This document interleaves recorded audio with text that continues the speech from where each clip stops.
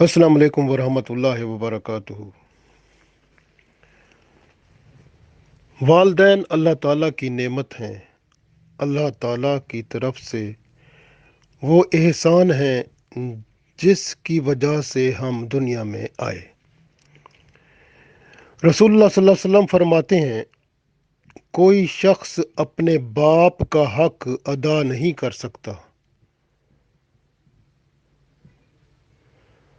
آپ صلی اللہ علیہ وسلم نے مزید فرمایا کہ ماں باپ کے ساتھ نیک سلوک کرو، یہ نماز، روزہ، حج اور عمرہ اور جہاد سے بھی افضل ہے۔ آپ صلی اللہ علیہ وسلم نے فرمایا کہ لوگ جنت کی خوشبو 500 سال سے سونگھیں گے، مگر والدین کا نافرمان اور رشتہ داروں سے قطع تعلق کرنے والا اس سے محروم رہے گا۔ اللہ تعالیٰ نے موسیٰ علیہ السلام کو وحی فرمائی کہ جو شخص اپنے والدین کی نافرمانی کرے اسے میں نافرمان لکھتا ہوں۔ رسول اللہ صلی اللہ علیہ وسلم نے فرمایا، جو شخص ماں باپ کے نام سے صدقہ دیتا ہے اس کا کوئی نقصان نہیں ہوتا، اس صدقے کا ثواب ان دونوں کو بھی ملتا ہے اور خود اس کے ثواب میں بھی کمی نہیں ہوتی۔ ایک آدمی رسول اللہ صلی اللہ علیہ وسلم کے پاس حاضر ہوا، عرض کیا، یا رسول اللہ صلی اللہ علیہ وسلم، میرے والدین فوت ہو گئے ہیں، مجھ پر ان کا کیا حق ہے؟ رسول اللہ صلی اللہ علیہ وسلم نے فرمایا، ان کے لیے نماز پڑھ اور دعائے مغفرت کر،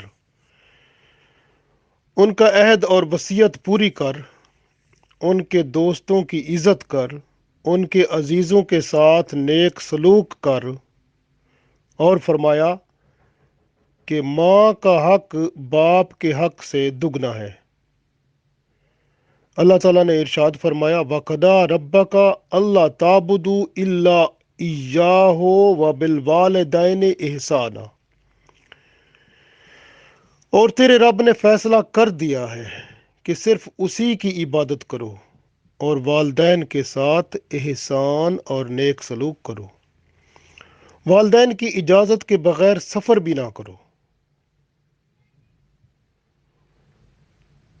والدین کی اجازت کے بغیر حج کا سفر تک نہ کرو۔ ایک شخص رسول پاک صلی اللہ علیہ وسلم کی خدمت میں حاضر ہوا اور جہاد پر جانے کی اجازت طلب کی۔ رسول اللہ صلی اللہ علیہ وسلم نے فرمایا، تیری والدہ کیا زندہ ہے؟ عرض کیا، جی ہاں۔ فرمایا، پھر اس کی خدمت کر، جنت اسی کے قدموں تلے ہے۔ یمن کا ایک آدمی رسول اللہ صلی اللہ علیہ وسلم کی خدمت میں حاضر ہو کر جہاد کی شرکت کی اجازت طلب کرنے لگا۔ رسول اللہ صلی اللہ علیہ وسلم نے فرمایا، اپنے والدین سے اجازت لے، اگر وہ اجازت نہ دیں تو ان کی بات مان، کیونکہ توحید کے بعد اللہ تعالیٰ کے نزدیک کوئی رشتہ اور عبادت اس سے بہتر نہیں ہے کہ ماں باپ کی خدمت کی جائے۔ ماں باپ کی فرما برداری کی جائے۔ ایک شخص نے رسول اللہ صلی اللہ علیہ وسلم سے عرض کیا، یا رسول اللہ صلی اللہ علیہ وسلم، میں کس کے ساتھ احسان اور نیک سلوک کروں؟ فرمایا، والدین کے ساتھ۔ اس نے عرض کیا، اگر وہ فوت ہو گئے ہوں؟ پھر فرمایا، تو اپنی اولاد کے ساتھ جیسا ماں باپ کا حق ہے اسی طرح اولاد کا بھی حق ہے۔ اولاد کا حق یہ ہے کہ اس کی بدخوئی کی وجہ سے ان کو عاق اور نافرمان بردار نہ قرار دے، یعنی اگر اولاد نافرمان ہے تو ان کو نہ عاق بھی نہ کر اور اسے نافرمان بھی نہ کہے، اس کا فیصلہ اللہ پہ چھوڑ اور اس کو نصیحت کرتا رہے۔ رسول اللہ صلی اللہ علیہ وسلم نے فرمایا، اللہ تعالیٰ اس والد پر رحمت نازل فرماتا ہے جو اپنے بیٹے کو نافرمانی کے کاموں میں مصروف نہ ہونے دے۔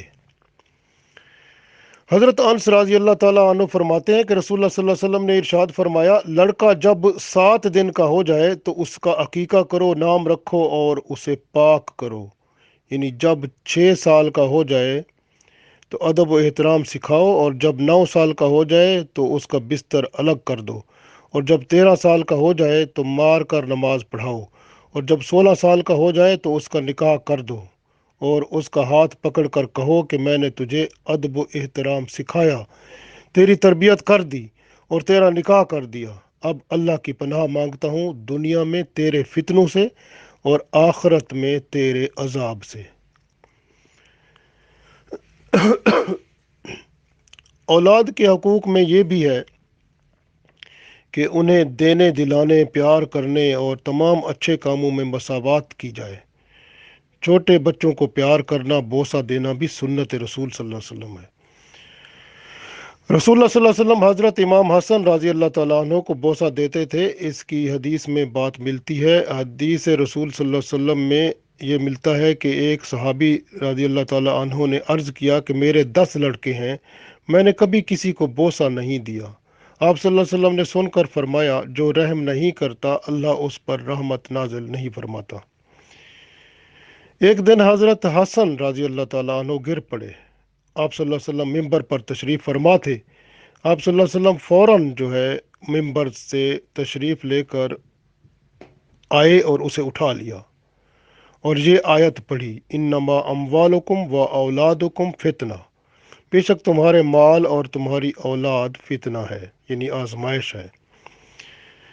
ایک دفعہ رسول پاک صلی اللہ علیہ وسلم نماز ادا کر رہے تھے، جب سجدے میں گئے تو امام حسین رضی اللہ تعالیٰ عنہ آپ صلی اللہ علیہ وسلم کی گردن مبارک پر چڑھ گئے، اس وجہ سے کہ آپ صلی اللہ علیہ وسلم نے سجدے میں اتنی دیر کی کہ صحابہ کرام رضوان اللہ علیہم اجمعین کو گمان ہوا کہ شاید آپ صلی اللہ علیہ وسلم پر وحی نازل ہو رہی ہے، اس لیے آپ صلی اللہ علیہ وسلم نے سجدے کو لمبا کر دیا ہے۔ جب سلام پھیرا تو صحابہ کرام رضوان اللہ علیہم اجمعین سے دریافت کیا کہ یا رسول اللہ صلی اللہ علیہ وسلم، کیا سجدے میں وحی نازل ہو رہی تھی؟ آپ صلی اللہ علیہ وسلم نے فرمایا، نہیں، بلکہ حسین رضی اللہ تعالیٰ عنہ نے مجھے اونٹ بنا لیا تھا تو میں نے چاہا کہ اسے الگ نہ کروں۔ اسی طرح سے اولاد والدین کا لایا ہوا کھانا کھا لیں، اس میں کوئی نقص نہ نکالیں۔ اگر حلال رزق نہ ہوگا تو پکڑ تو والدین کی ہوگی، اس لیے والدین اولاد کو ہمیشہ رزق حلال کھلائیں۔ دین کی تعلیم دینا فرض ہے، دنیا کی تعلیم دینا سنت ہے، یعنی دین کی تعلیم فرض ہے اور فرض کو چھوڑا ہوا ہے لوگوں نے۔ اور دنیا کی تعلیم سے مراد یہ ہے کہ وہ دنیا کی تعلیم ہو جائے گی تو دنیا بہتر ہو جائے گی، جس کی عمر تھوڑی سی ہے کہ بندہ 50 سال، 60 سال، 100 سال، 150 سال کتنا زندہ رہتا ہے، یہ دنیا کی زندگی ہے۔ آخرت کی زندگی جس کا کوئی ختم ہونے کا حساب ہی نہیں ہے، وہ تو موت ہی نہیں ہوگی وہاں پر، وہ تو ہمیشہ کی زندگی ہے۔ وہاں جو کام چیز آنی ہے وہ دین کی تعلیم ہے، اور دنیا کی تعلیم صرف دنیا کے لیے ہے۔ جو یہاں پر 50 سال، 60 سال، اس میں سے جو بچہ پڑھتا ہے تو وہ پڑھتے پڑھتے 30 سال تو ضائع ہو جاتے ہیں، اس کے کم از کم 20-25 سال، 25 سال تو ہو ہی جاتے ہیں نا۔ اس کے بعد ہی وہ پھر اس کا ریٹرن لیتا ہے، یعنی اگلے 25 سال ہوں یا 30 سال ہوں، جتنا اس نے زندہ رہنا ہے، وہ اس کو بہتر بنانے کے لیے ساری عمر بندے اپنا ضائع کر دیتا ہے۔ یعنی پہلے 25 سال جو ہے وہ اکثر لوگ اس دنیا کے لیے، یعنی اگلے جو 25 سال آنے ہیں، جو ایوریج عمر اگر اوسط عمر اگر 50 سال ہوتی ہے تو 25 سال جو ہے وہ دنیا کی تعلیم میں ضائع کر دیتے ہیں، اور اگلے 25 سال اسی دنیا کو کمانے میں ضائع کر دیتے ہیں، اور پھر مرتے ہیں تو کچھ بھی پاس نہیں ہوتا۔ اور وہاں پر آخرت میں جو آگے ہے وہ ہمیشہ کی زندگی شروع ہونی ہے، جہاں پر موت کا نام و نشان نہیں ہے، اور اس کے لیے ان کے پاس کچھ بھی نہیں ہوتا، خالی جیب خالی ہے۔ اور جیب میں کچھ ہوگا تو کچھ خریدیں گے نا، تو جیب میں کچھ ڈال کے جاؤ یہاں سے۔ اب جنت میں جو چیزیں پڑی ہیں، جو محلات ہیں، جو نعمتیں ہیں اللہ کی، اس کے لیے آپ کے پاس کتنا کیش ہے؟ تو وہ تو یہاں سے ہے نہیں، وہ یہاں پر اکٹھا کرو، اپنی جیب بھرو، نیک اعمال کرو، دین کی تعلیم پہلے حاصل کرو، قرآن پاک کو صحیح طرح سمجھو، پھر سنت رسول صلی اللہ علیہ وسلم سمجھو، قرآن پاک اور قرآن و سنت سمجھ کر شریعت کو پورا سمجھو، اس کے اوپر عمل کرو، پھر عمل کر کے اپنے بچوں کو سکھاؤ، دوسروں کو سکھاؤ، اس طرح سے دین کو بڑھاؤ، اور پھر اس کے مطابق عمل کر کے آخرت کا جو نہ ختم ہونے والا زندگی کا سلسلہ ہے اس کو بہتر بناؤ۔ اسی لیے فرما دیا گیا کہ دین کی تعلیم دینا فرض ہے۔ اولاد کو جب بچے 7 سال کے ہو جائیں تو دین کی تعلیم دو، جب 10 سال کے ہو جائیں تو سزا دے کر انہیں تعلیم دین دو۔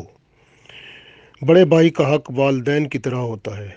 حدیث شریف میں آیا ہے کہ بڑا بھائی جو ہے اس کا حق چھوٹے بھائی پر اس طرح ہوتا ہے جس طرح باپ کا حق بیٹے پر ہوتا ہے۔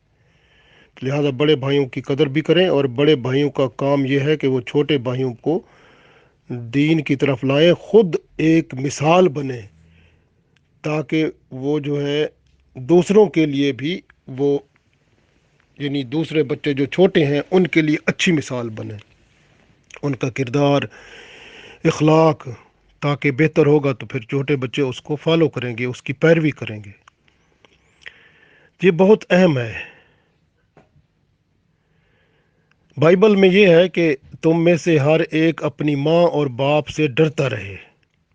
ایک اور جگہ یہاں تک ہے کہ ماں باپ کی جس نے عزت نہ کی اس نے اللہ کے حکم کو باطل کر دیا۔ اللہ کا حکم سب سے اہم ہے، حتیٰ کہ آپ دیکھتے جائیں اللہ کی شان جو ہے وہ بہت عظیم ہے، پھر اللہ نے اپنے بعد والدین کی شان بیان فرمائی ہے۔ کتنی بڑی شان ہے انسان کی! دیکھیں کہ آپ فطرت دیکھ لیں، ماں کو دیکھ لیں کہ وہ بچے کو پیٹ میں رکھتی ہے اور اس کا درد برداشت کرتی ہے جب اس کو پیدا کرتی ہے، جس کو قرآن میں اللہ تعالیٰ نے پھر فرمایا وَوَصَّيْنَا الْإِنسَانَ بِوَالِدَيْهِ إِحْسَانًا حَمَلَتْهُ أُمُّهُ، تیری ماں نے تجھے حملتہ امہ، اس نے اپنے پیٹ میں رکھا تجھے، کرہن، درد تھا اس کو، وداتہ کرہا، اور پھر درد شدت اور تکلیف سے اس نے تجھے پیدا کیا، یعنی جنا۔ ماں کی شان بھی بڑی عظیم ہے۔ شب بیداری کی، جہاں پر پیشاب کرتا تھا اس جگہ پہ خود سو جاتی تھی، اور جو ڈرائی جگہ ہوتی تھی، خشک جگہ ہوتی تھی، اس جگہ بچہ تجھے سلا دیتی تھی۔ آج تو بڑا ہو گیا ہے تو اپنی بیوی کی بات مانتا ہے، ماں کو چھوڑ دیا ہے، جبکہ شریعت یہ کہتی ہے کہ تیرے پاس جو کمائی آتی ہے پہلے تو ماں باپ کے سامنے پیش کر، اور پھر تو اپنی اولاد اور بیوی کی طرف جا۔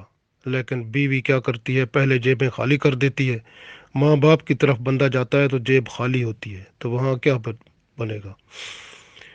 جبکہ شریعت یہ ہے کہ اگر آپ کما کے آتے ہیں اپنے بیوی بچوں کو بعد میں دیں، پہلے ماں باپ کو دیں۔ تو یہ ہے، اور یہاں پر الٹ سلسلہ چل رہا ہے۔ وہی عورتیں جو بیوی کی صورت میں ہوتی ہیں وہ جب ماں بنتی ہیں، کل کو پھر انہی کے ساتھ ان کی اولاد اسی طرح کرتی ہے، پھر وہ روتی ہیں، جبکہ انہوں نے خود کیا ہوا اپنے پاس آیا ہوتا ہے، کیونکہ سر کے بال جب وہ کہتے ہیں نا کہ جب کٹیں گے تو سامنے نیچے آ جائیں گے نا آپ کے۔ بکرے کی ماں خیر کب تک منائے گی؟ آخر ذبح ہوگا بکرا تو نیچے پتہ چل جاتا ہے نا۔ تو اس طرح سے وہ جو کیا ہوا جیسا کرو گے ویسا بھرو گے۔ اگر وہ عورت ماں بن کے جب ایسے پیش آئے گی، یعنی کہ وہ خود ماں ہے یعنی بچے کی، اور خامد کے ساتھ اس کا برتاؤ ایسا ہے کہ وہ کمائی کر کے آتا ہے تو اس کی جیب خالی کر لیتی ہے، اور ماں باپ کے پاس جانے کچھ بھی نہیں ہوتا اس کے پاس، وہ اب خدمت کیا کرے گا؟ دعائیں کیا لے گا ماں باپ کی؟ اور کل کو یہی عورت جب ماں بن جاتی ہے، اس کے بچے جوان ہوں گے تو وہ اپنی بیوی کی خیر بنائیں گے، اس کو پھر چھوڑ دیں گے۔ یہ جیسا کرو گے ویسا بھرو گے، کیونکہ ٹیٹ فار ٹیٹ دنیا میں اسی طرح کا اصول چلتا ہے۔ اسی طرح کی صورتحال دیکھیں، دوسرا کھاتا بھی ہے کہ جب ساس بن جاتی ہے تو بہو اور ساس کا آپس میں پرابلم جو ہوتا ہے وہ کیسا ہوتا ہے۔ تو اسی طرح سے جب اپنی باری آتی ہے تو پھر خود دیکھیں۔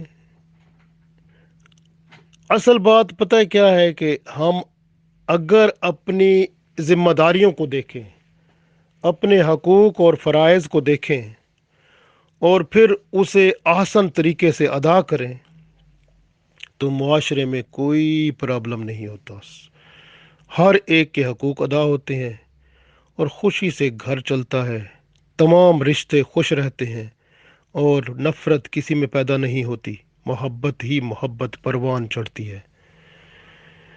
تو حتیٰ کہ آپ دیکھیں کہ ایک جگہ پر یہاں تک آتا ہے کہ ذلیل و خوار ہوا وہ شخص جس نے بڑھاپے کی حالت میں ماں باپ کو پایا اور ان کی خدمت کر کے وہ جنت کا مستحق نہ ہوا۔ یہ ہے وہ الفاظ جو رسول پاک صلی اللہ علیہ وسلم نے جب خطبہ ارشاد فرما رہے تھے اور سیڑھی پر چڑھ رہے تھے تو ایک سیڑھی پر چڑھتے ہوئے آپ صلی اللہ علیہ وسلم نے یہ فرمایا تھا، اور جبرائیل علیہ السلام نے آمین کہا تھا۔ تو اب خود سوچیں کہ اس بندے کی حالت کیا ہوگی، وہ ذلیل و خوار ضرور ہوگا، کیونکہ یہ آپ صلی اللہ علیہ وسلم کی دی ہوئی دعا ہے کہ جس نے بڑھاپے میں ماں باپ کو پایا اور ان کی خدمت کر کے جنت حاصل نہ کر سکا، وہ ذلیل ہے، خوار ہے، تو وہ یہ بات اس کے ساتھ ہو کے رہتی ہے۔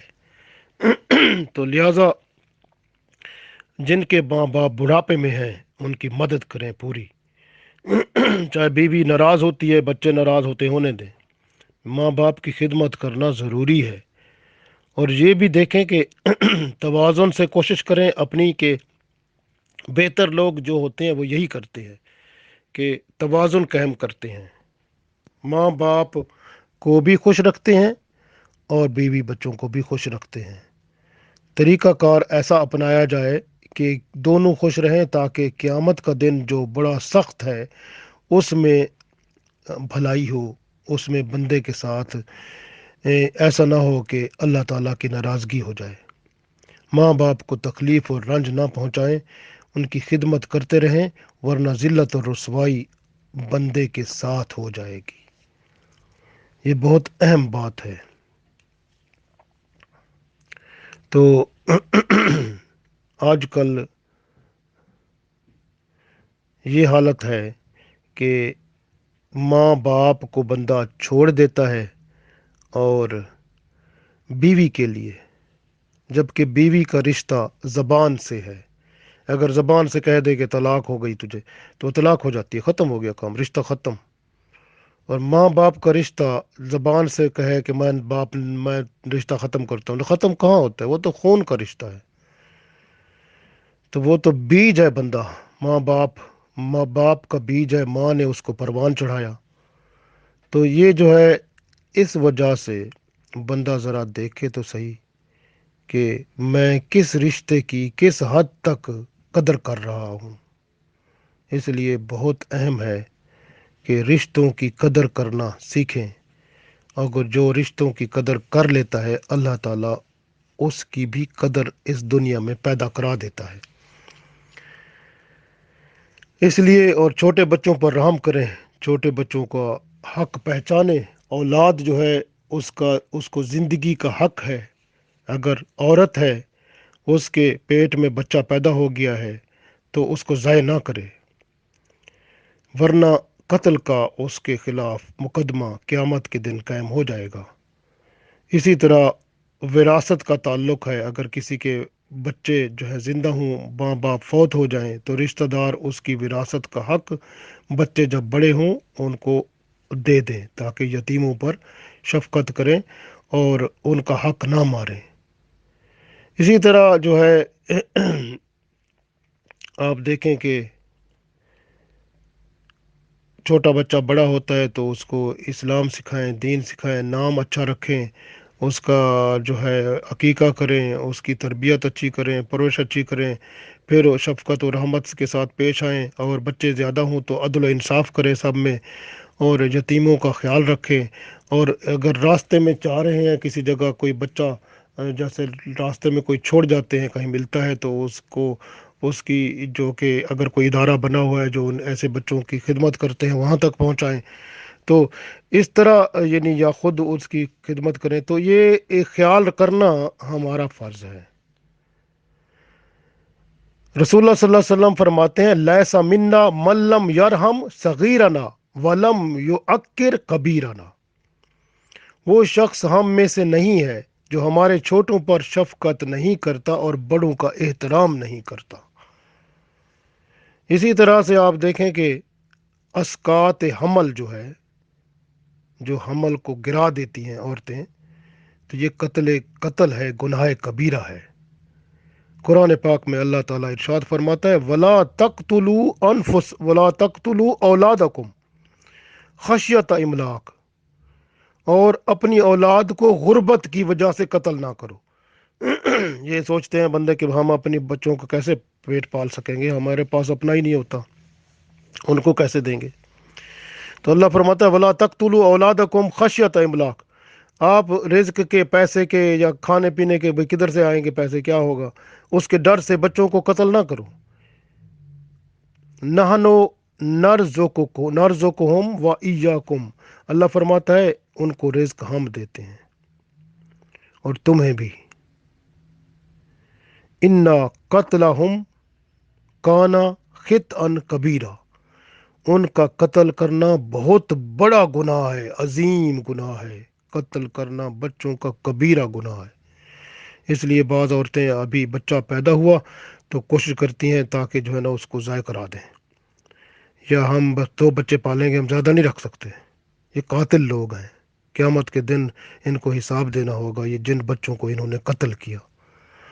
तो इसलिए ये लोग जो हैं, कुछ लोग होते हैं वो फैशन की वजह से करते हैं, कुछ लोग होते हैं जो गुर्बत की वजह से करते हैं। अल्लाह ताला ने यहाँ पर बयान फरमा दिया कि जो है ना छोटे बच्चों को कत्ल करना गुनाह कबीरा है। बच्चों का रिज्क अल्लाह देता है, तुम्हारा रिज्क भी वही देता है।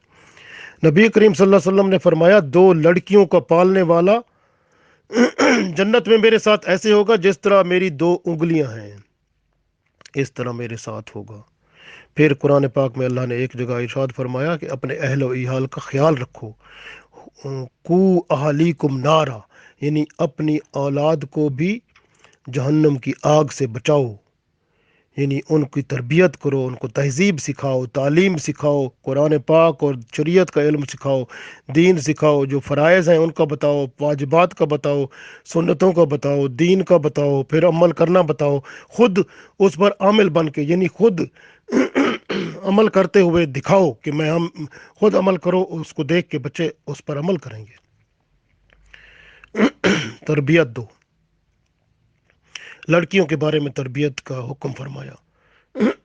जो शख्स देखे ना, लड़का और लड़की दोनों की ज़रूरत है, और लड़की की इतनी ज़्यादा है कि उसको आप तालीम दें, दीन सिखाएं, बड़ी हो जाए तो फिर उसकी निकाह कर दें, उसका शादी कर दें, और इस तरह से, और बच्चों के लिए दुआ करें कि अल्लाह ताला से, जैसे कि कुरान पाक में अल्लाह ताला ने इरशाद फरमाया, रब्बना हबलना मिन अज़वाजना व ज़ुर्रियातिना कुर्रत आयुन वजअलना लिलमुत्तकीना इमामा। ऐ परवरदिगार, हमें हमारी बीवियों से और औलाद की तरफ से आँखों की ठंडक अता फरमा, और हमें मुत्तकी लोगों का इमाम बना। जब बंदा अल्लाह से दुआ करता है, अल्लाह ताला बंदे की दुआओं को ज़रूर कबूल करता है, लेकिन शर्त यह है कि पेट में लुक़्मा हलाल हो और दिल में किसी का ख्याल ना हो, सिर्फ अल्लाह की तरफ ख्याल हो और खलूस नीयत हो। दुआएं कबूल होती हैं, रहमतें बरकतें बंदे के साथ हो जाती हैं, और अल्लाह ताला और उसके रसूल सल्लल्लाहु अलैहि वसल्लम खुश हो जाते हैं। अल्लाह ताला हमें तौफीक दे कि हम अल्लाह और उसके रसूल सल्लल्लाहु अलैहि वसल्लम को खुश करने वाले बन जाएं। आमीन।